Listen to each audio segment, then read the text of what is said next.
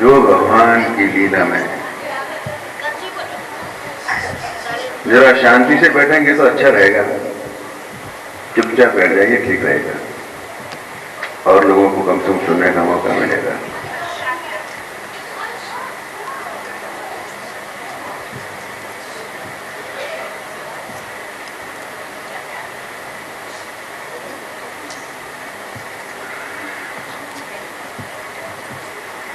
भगवान के महाराज में जो लीला संगी बन गई, जिनका जीवन तो रसमय हो गया। रसमय जीवन जिनका होता है उनका होता है जिनके जीवन में किसी प्रकार का विष नहीं रहता, संसार का किसी प्रकार का कामना, विषय बुद्धि, कोई प्रकार का रस जीवन में जब नहीं रहता है तो जीवन में रस के सिवाय कुछ नहीं रहता। और वही रस जो है रसराज को पसंद है और वही रस उस महाराज में, रसराज में मिलकर महाराज में परिवर्तित हो गया। अंदर रस, विष नहीं, शरीर बुद्धि नहीं, देह की कोई कामना नहीं, विषय की कोई इच्छा नहीं। ऐसा शुद्ध शरीर अंदर रसमय जब हो जाता है, वह शरीर साधारण देह होते हुए भी उसमें देह का विष, देह बुद्धि नहीं रहती। और स्थूल लीला में, सहज भाव में उन्हीं भक्तों का जीवन रसमय होता है जो अपने इष्ट से जुड़ करके रसमय हो गए हैं और जीवन में किसी प्रकार की कामना या विषय का विष इसलिए जीवन में रहता ही नहीं है। मगर ये कुछ लोगों के लिए, अगर सामान्य जीवन में भी कहीं इस सागर में, भव सागर में, संसार में कहीं रह जाए तो भक्त के हृदय में भगवान रस नहीं रहना, विष नहीं रहने देना चाहते। एक प्रसंग है, भगवान ग्वाल बालों और बछड़ों के साथ यमुना नदी के किनारे पर चराते चराते चले गए। वहां पानी की प्यास बुझाने के लिए जैसे ही उन बछड़ों ने और ग्वालों ने पानी पिया यमुना का, सब के सब मूर्छित हो गए। भगवान ने देखा, अरे समझ गए, यमुना नदी में उस समय कालिया नाग रहता था। वो गरुड़ जी के भय से वहां आकर छिप गया। गरुड़ जी सांपों के शत्रु हैं, जब सांप मारते थे सब सांपों ने मिलकर जाके प्रार्थना की, महाराज इस तरह से हमें बेतहाशा मारना छोड़ दे, एक सांप आपकी सेवा में रोज आ जाएगा। और जिस दिन कालिया का नंबर था, उस दिन बारी थी, वो वहां से चुपके भाग गया करके यमुना नदी में घुस गया, छिप गए। उसके विषय यमुना नदी का जल इतना विषाक्त हो गया कि कोई भी पानी उसका पीले उस विष से मूर्छित हो जाता था। और ऊपर जहाँ कालिया था, जिसको कहते हैं कालिया, जिस कुंड में रहता था, ऊपर से कोई पक्षी परिंदा भी अगर चला जाए तो उस पानी के खोलते हुए पानी में इतना विष का प्रभाव था कि उस विष के प्रभाव से बीच आके कर जाता था उसमें। भगवान समझ गए कि उस यमुना में वो कालिया छिप करके जो आकर के बैठा हुआ है, उसके विष के प्रभाव से ही ऐसा पानी विषाक्त हो गया है। आओ देखा ना था, तुरंत उस जगह कूद पड़े जहां कालिया का निवास था। छोड़ में खूब खिलौने करने लगे, खूब पानी उछालने लगे, तैरने लगे। अंदर जो कालिया, जो सांप था, उसने देखा मेरे यहाँ आकर कौन खिलौने कर रहा है। आकर देखा कि एक बालक जो है खूब पानी उछाल रहा है, खिलौने कर रहा है, नहा रहा है। तुरंत क्रोध भड़क उठा, जो पानी के ऊपर से परिंदा नहीं जा सकता, वो बालक इस कुंड में नहा रहा है। तुरंत फन करके खड़ा हो गया और पुकारने लगा, भगवान के ऊपर प्रहार करने लगा। भगवान उससे बचते गए, बच करके अपने पद के प्रहार से उसके उस फन को जो है चित्रे चित्रे कर दिए और उस फन के ऊपर जाके खड़े हो गए। कथा तो बहुत लंबी जोड़ी, संक्षेप में बात समझने की है। उस समय कालिया की पत्नी जो है वो आई। उन्होंने कहा, महाराज वैसे ही हम तो विषैले जानवर, प्रतिशोध के प्रतीक, क्रोध और बदला देने का हमारा जीवन है, जन्म ही योनि ही इसी तरह की है। मगर इस कालिया का भाग देखो, जिन चरणों के दर्शन बड़े बड़े योगियों को, मुनियों को ध्यान में लोग है, आज आपके श्री चरणों के मस्तक पर स्थापित है। बड़ी स्तुति की गई भगवान की। भगवान ने उसको मारा नहीं। भगवान ने कहा तुम ये स्थान छोड़ दो, यमुना में मत रहो और समुद्र में चले जाओ। अब इतना विष और इतना विश्वोद का प्रकट स्वरूप भगवान ने संसार में उसको छोड़ा क्यों और यमुना नदी से क्यों निकाला? यमुना महारानी भगवान के प्रियतमा, परम प्रियतमा भक्त, परम भक्त, भगवान की प्रेमिका, वो धारा है एक भक्त के हृदय में, भक्ति की धारा, जिसमें केवल भगवान के सिवाय और कोई निवास नहीं करता। उसमें किसी प्रकार का विष भगवान को बर्दाश्त नहीं है। इसलिए कहा तुम ये धारा, ये इस धारा में, भक्त के जीवन में जो भक्ति की कोई धारा, किसी में किसी प्रकार की अगर विषय की कामना है तो जो है वो धारा, वो जल जीवन विषाक्त हो ही जाएगा। मगर भक्त का जीवन का अमृत में होता है करने के लिए भगवान बता रहे हैं। कहा तुम ये स्थान छोड़ के समुद्र में चले जाओ, संसार में रहो, क्योंकि वहां पर तुम्हारी आवश्यकता है। संसार में आत्मरक्षा के लिए और परहित के लिए भी अगर किसी की रक्षा करने के लिए आवश्यकता पड़ती है तो उस क्रोध और प्रतिशोध के भाव को धारण करके उसका उपयोग किया जा सकता है। उसका बड़ा भारी उपयोग है। क्रोध का उपयोग आत्मरक्षा के लिए बड़ा उपयोग है। और इतना ही नहीं, अपना कोई स्वार्थ न हो और किसी अन्य की रक्षा और किसी को अन्य की सहायता में भी आवश्यकता पड़े तो उसी को क्रोध और उसी का सहारा लेना पड़ता है। ये अहंकार क्रोध जो है आत्मरक्षा के लिए भगवान ने हमको दिए हैं, न कि जीवन को नष्ट करने के लिए। मगर स्वार्थ बुद्धि से अगर इसका उपयोग किया जाएगा तो जीवन नष्ट हो जाएगा। मगर पर उपकार के लिए अगर कभी जो है इसका उपयोग किया जाएगा तो उसका बड़ा भारी उपयोग है। संसार में भगवान ने एक भी चीज व्यर्थ नहीं बनाई है। उनकी सृष्टि में बनाया हुआ एक वो भी तो तत्व है, तो वो तत्व के भगवान ने व्यर्थ ही बना दिया नहीं, उसका उपयोग है। मगर उपयोग जानने वाले उसका सदुपयोग करते हैं। उपयोग तो सभी करते हैं, मगर सदुपयोग वो है जिसमें किसी का हित हो, निष्काम भाव से कोई उपयोग किया जाए तो वो सदुपयोग है। और अपनी स्वार्थ बुद्धि के लिए, अपनी स्वार्थ के लिए अगर उसका उपयोग किया जाए तो उसको दुरुपयोग कहेंगे।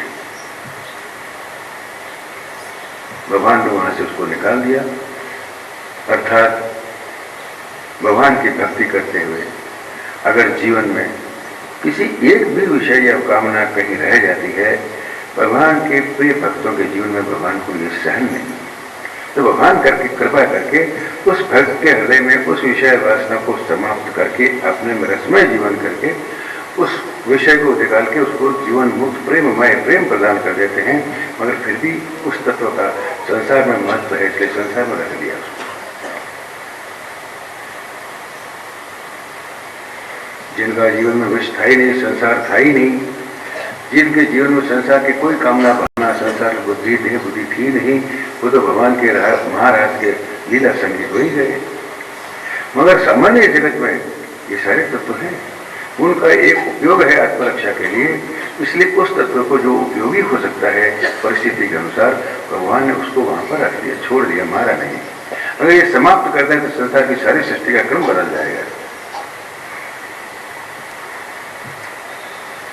इसी प्रसंग में अब जो है भगवान पृथ्वी का भार, जिस भार को उतारने के लिए भगवान शरीर धारण करके पधारे हैं, उसका प्रसंग और प्रकट हो रहा है।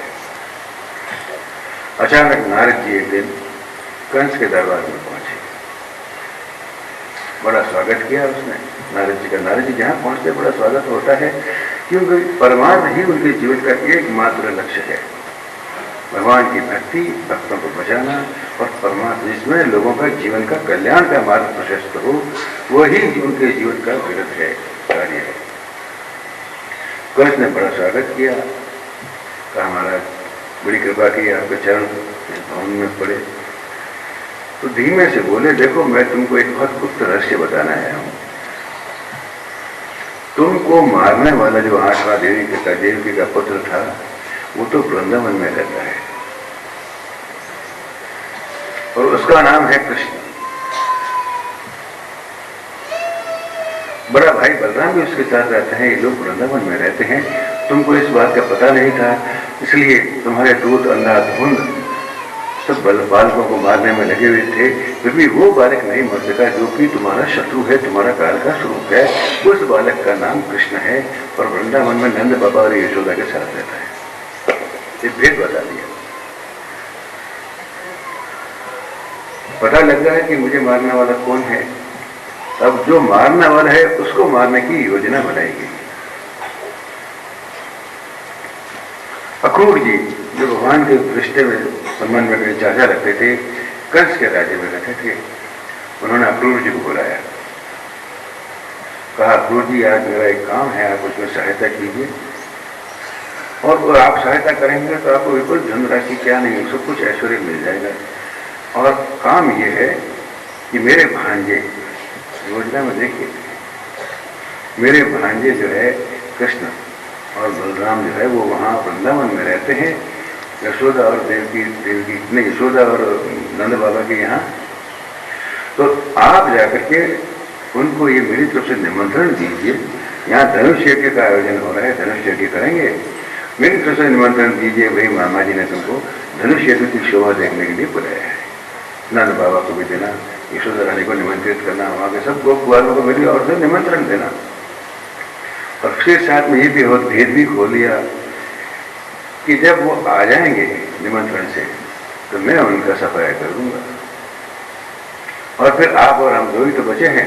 उग्रसेन जी को तो वैसे ही जेल में डाल दिया था, अपन दोनों ऐश करेंगे, आनंद करेंगे, अपनी जो है माला माल सब कुछ अपनी ऐसी बन जाएगी, क्या बात है।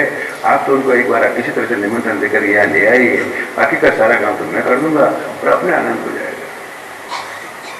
अक्रूर जी बहुत वर्षों से मन में ये आशा लगाए बैठे थे कि मुझे कब भगवान के दर्शन होंगे, मगर ऐसा कोई मौका अवसर आया ही नहीं कि कंस के राज से छूट करके और भगवान के दर्शन करने के लिए वृंदावन चले जाएं। ऐसा कोई अवसर उत्पन्न ही पैदा ही नहीं। बड़े लंबी चिरकाल से जो आशा थी वो पूरी होने जा रही है कंस के इस योजना के अंतर।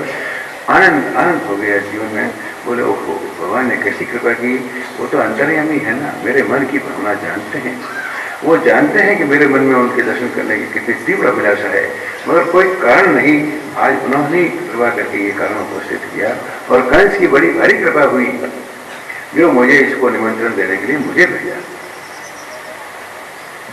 अक्रूर जी ने कहा योजना तो आपकी बड़ी सुंदर है, और एक बात साथ में कह दी, आदमी को अपना प्रयास तो कर ही लेना चाहिए, फिर जो होता है वो हो जाएगा। आप अपनी कोशिश करो, क्या हो रहा है आपको भी पता नहीं है। आपने कह दिया उनको बोला कि काम तमाम कर दूंगा। अक्रूर जी जानते थे कि भगवान का अवतार है, संसार का भार मिटाने के लिए पधारे हैं, उनको कौन मिटा सकता है, वो जानते थे इस बात। कहा जो आज्ञा, मैं आपका संदेशा लेकर के जाता हूँ। एक वो पूरी रात्रि जो है नींद नहीं आई, इस चिंतन में बीत गया कि कब प्रातःकाल होगा, सुबह होगी, और मैं कब श्याम सुंदर के दर्शन करने के लिए वृंदावन जाऊंगा। इस चिंतन में चित्त की व्यग्रता इतनी बढ़ गई कि उस चिंतन में जैसे रात एक क्षण में बीत गई। बड़ी बड़ी कल्पनाएं मन में उठने लगी, मैं जाऊंगा, श्याम सुंदर भगवान मेरे भतीजे हैं ना, उनसे मिलूंगा और वो मुझे कब चाचा जी कह करके पुकारेगा। ऐसी कैसी सुंदर कल्पनाएं, और साथ में आया कि भाई मेरे भतीजे तो हैं और कहीं मुझे भूल न गए, पहचान नहीं है क्या। मन में ऐसी ये आते ही मन में कहा अरे अरे ये मैंने क्या सोच लिया। अरे भक्त कहते हैं भगवान कभी हमें विस्मरण कर सकते हैं, हम ही उनको भूलता है, भगवान कभी हमें भूल रहे हैं। और भगवान भूल जाए तो सृष्टि में हल क्या होगा। नहीं बोले नहीं, राम राम, ऐसा विचार मेरे लिए पाप है। ये सोच रहे हैं, चिंतन हो रहा है। मैं जाऊंगा और जाते ही भगवान के चरणों में लौट जाऊंगा। भगवान मुझे अपने हाथों से उठा करके मुझे कहेंगे चाचा जी, मेरा तो जीवन कृतकृत हो जाएगा, आनंद हो जाएगा। सारी कल्पनाएं, ऐसी दिव्य कल्पनाएं मन में उठ रही हैं, और उस कल्पनाओं में ही आनंद में जीवन सारी रात बीत गई आनंद से।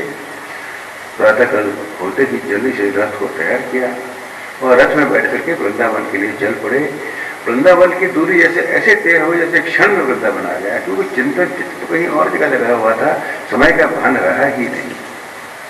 ये काल के महाकाल का प्रसंग है। काल का मतलब समय।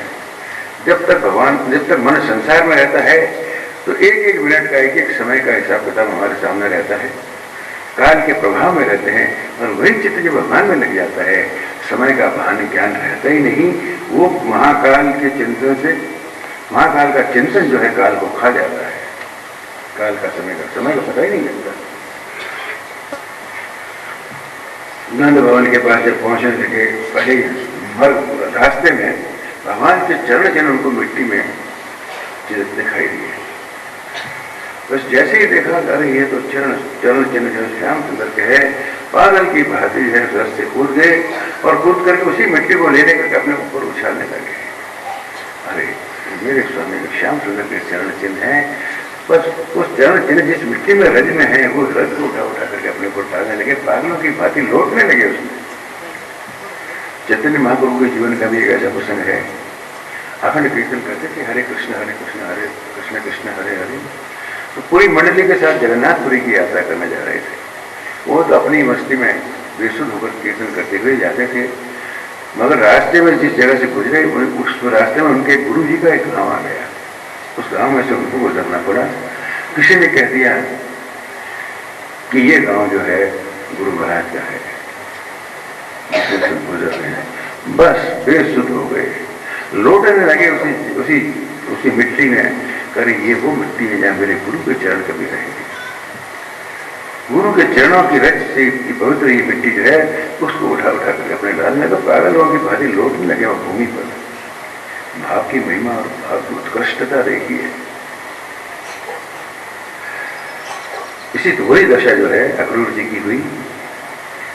चरण वहां मिट्टी में लौटने लगे, चरण और मिट्टी उठा करके अपने ऊपर डालने लगे।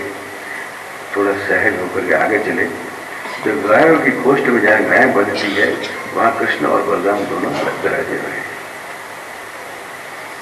देखते ही दौड़ के उनके चरणों में लिपट के गिर पड़े और चरणों में अपना माथा जो है रगड़ रहे हैं और गदगद हो रहे हैं, कृतकृत हो रहे हैं। भगवान ने उनको धीमे से हाथ पकड़ के उठाया और वही जो उनकी कल्पना थी, भगवान तो अंतर्यामी है, किसके मन की क्या इच्छा है वही पूरी करते हैं। उनके मन की कामनाओं को जो दिव्य है, भगवान से मिलने वाली कामना है, उसको एक कामना को पूर्ण करके जीवन को परिपूर्ण कर देते हैं।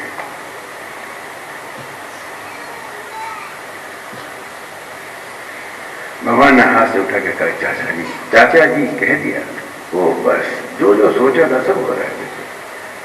चाचा जी कह के धीमे धीमे कहा, चाचा जी आप कुशल तो हैं।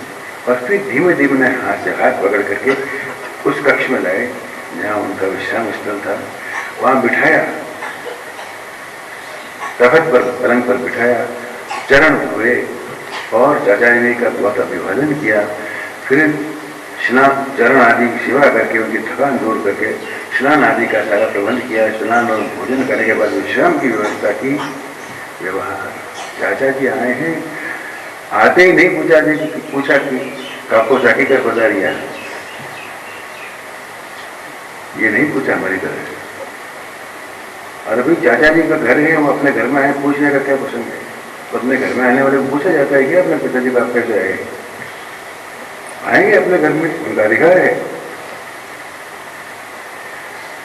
सब व्यवस्था करके जब विश्राम करके उठे, जब उनके तख्त पे उनके पास चरणों में जाके बैठे और बड़ी महिमा गाई कि चाचा जी आपकी कृपा से भी आपने हमारे जीवन को पोषित करके किस तरह से खड़ा रखा है। अगर आप न होते तो हमारा ये लालन पालन इतना प्यार से कौन करता है? ये आप बड़ों की कृपा है, महिमा है, जो आज हम इस तरह से इस आनंद में हैं। और चाचा जी की जितनी महिमा गा सकते थे, भगवान ने उस संबंध की महिमा गाई। चाचा के संबंध की, जो उनके चाचा है, चाचा के संबंध की महिमा अर्थात ये संबंध लीला है। उस संबंध के भाव को प्रकट करके, अपने आचरण से प्रकट करके उसका रस जो है उसका अनुभव कराया जाता है। जिनके साथ ये संबंध है, जिनका उनके साथ वो संबंध है, उस संबंध विशेष में उस अवस्था को धारण करके उस संबंध का रस व्यवहार और आचरण के द्वारा पिलाया जाना ही इस शरीर, इस लीला का, इस नृत्य का एकमात्र जो प्रयोजन है। जिस रसों का, जिन तत्वों का वर्णन बड़े बड़े शास्त्रों में कर दिया गया, मगर वो है क्या, इसकी अनुभूति क्या है, अनुभूति जब तक व्यवहार में नहीं आएगा वो तत्व, जब तक उसकी अनुभूति नहीं होगी, अनुभूति कराने के लिए आचरण में उस भाव को, संबंध को धारण करके उसमें स्थित होकर के उनके भावों के अनुरूप अपने भाव धारण करते हैं। भगवान ने कहा ये यथा माम प्रपद्यन्ते तथैव भजाम्यहम्, जो मुझे जिस भाव से भजता है मैं भी उसको उसी भाव से उसका स्मरण करता हूँ, भजन करता हूँ। जैसा मुझे जिस भाव से मुझे जोड़ रखा है उसी भाव के अनुरूप मैं व्यवहार करके उनको रस पिला के उनके जीवन को कृतकृत कर देता हूँ। मेरा आप मुझे जैसा पानी तेरा रंग कैसा जिसमें मिलाऊंगा सर, आप जिस भाव से मुझे भजो मैं उसी भाव से आपके साथ जुड़ जाऊंगा। ये भगवान का वचन है।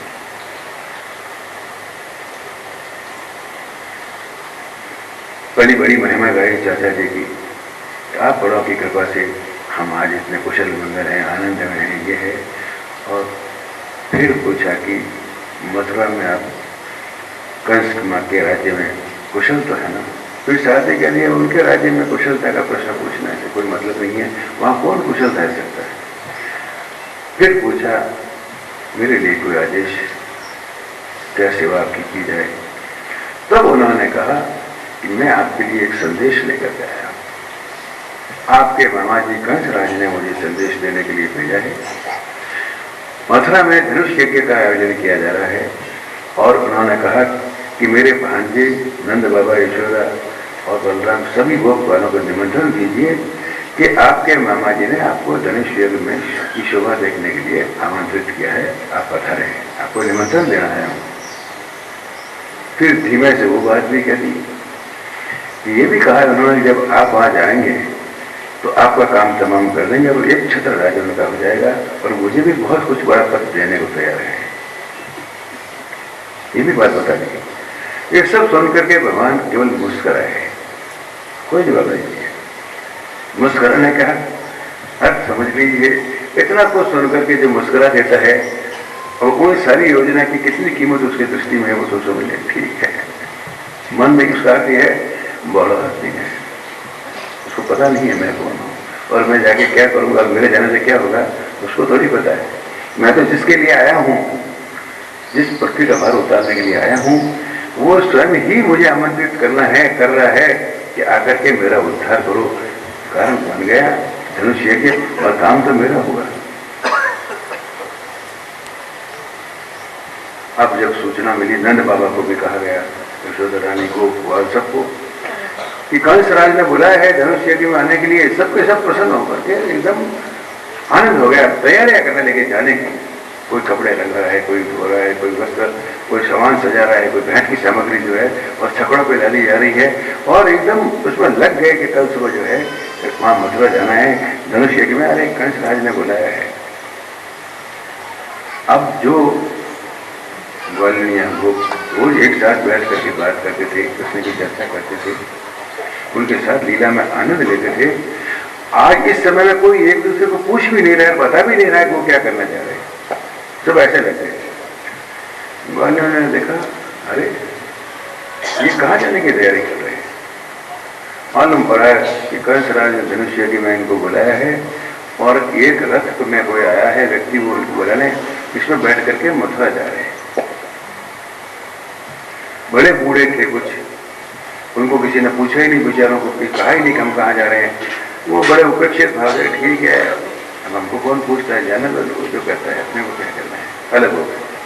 मगर तैयारी हो रही है, रथ के ऊपर जो है सामग्री डाली जा रही है कंसराज को भेंट चढ़ाने के लिए और एक दूसरे से बस वहाँ जो जाने वाले हैं वो तो मस्त हैं, मगर जिनको नहीं जाना है वे देख देख करके बड़े उनको आश्चर्य हो रहा है। अरे कल तक जो इनके साथ हमारे साथ रोज व्यवहार में उठने बैठने वाले आज ये कहाँ जा रहे हैं, इस बात को हमको बता तक नहीं रहे, सूचना भी नहीं हमको ये क्या करने जा रहे हैं, हम इतने इनके पराये हो गए।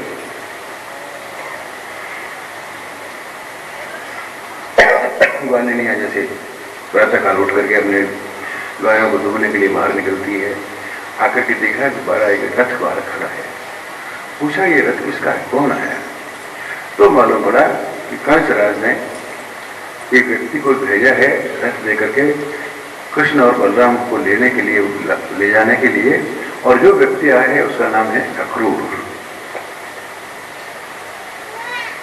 मन में बड़ा विचार वाले ने देखा, अरे कल तक जो ये कह रहा था,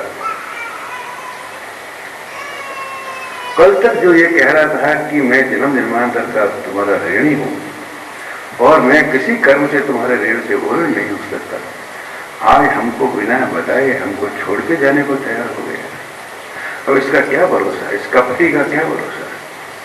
ये प्रणय में, प्रणय कोप कहते हैं इसको शास्त्र में, कि जो अंतरंग होता हृदय में इतनी प्रेम बढ़ जाता है तो उससे एक ऐसा अधिकार, विशुद्ध अधिकार प्राप्त हो जाता है, उस अधिकार के अंतर्गत कुछ भी कहा जा सकता है अपने प्रेमी। क्यों दूरी नहीं रहती ना, वो उनका हृदय ही है। तो बड़े बड़ी जो है मन में गान होने लगा रही, ये आज हमको छोड़ के जा रहे हैं, मगर बताए जो कल तक ये कह रहा था, इस कपटी का, इस दुष्ट का क्या भरोसा? और गाली मन में एकदम चित्कार उठ रही, मगर गांव की प्रथा है, घूंघट में है, कुछ सामने सामने आकर कुछ कह नहीं सकते, मगर अंदर ही अंदर जैसे हृदय चित्कार रहा है। उनके विरह को कौन बर्दाश्त कर पाएगा, जो इतने आनंद में इतने जीवन के दिन बीत गए और अचानक जो छोड़ के चला जाए, जो हृदय के स्वामी है। जब हृदय के स्वामी का हृदय ही जब चला गया, जीवन में बचेगा क्या? उस विरह की वेदना को वो बर्दाश्त नहीं कर पा रही है।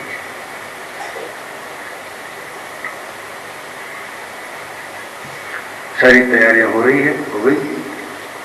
अब धीमे से जो है भगवान रथ की ओर बैठे, रथ की ओर चले और रथ में बैठ गए। कोई पूछ नहीं रहा है, वो किसी को बता नहीं रहे। गांव की प्रथा है, घूंघट में कैसे पूछे तुम कहां जा रहे हो, और कोई बताने को तैयार नहीं है। ये ग्वालियर रास्ते में आके खड़ी हो गई, जहां से रास्ते गुजरना है, और दुनिया की लोग लाश तैयार करके घूंघट हटा करके चेहरे बिल्कुल सामने खड़ी हो गई। रथ उधर से गुजरने वाला है और इस दृष्टि से खड़ी होकर पूछ रही है, पूछा कुछ नहीं। एक इस आंखों में एक प्रश्न था, क्या तुम वही हो जो कल तक ये कह रहे थे कि मैं तुम्हारा जन्म जन्मांतर का ऋणी, और हमको बिना बताए आज तुम छोड़ के जा रहे हो, वही तुम हो जो कल थे, वो आज तुम भी वही हो, और हमको छोड़ के बिना बताए जा रहे हो? ये प्रश्न था। भगवान की हिम्मत नहीं उसकी ओर देखने की, उसकी ओर देख करके कुछ कहने की हिम्मत नहीं है। धीमे धीमे रथ उसके सामने से जब गुजर गया, गुजरने लगा, तब किसी एक गोप से ग्वाले से कहा, उसे जाके कह देना कि मैं आऊंगा।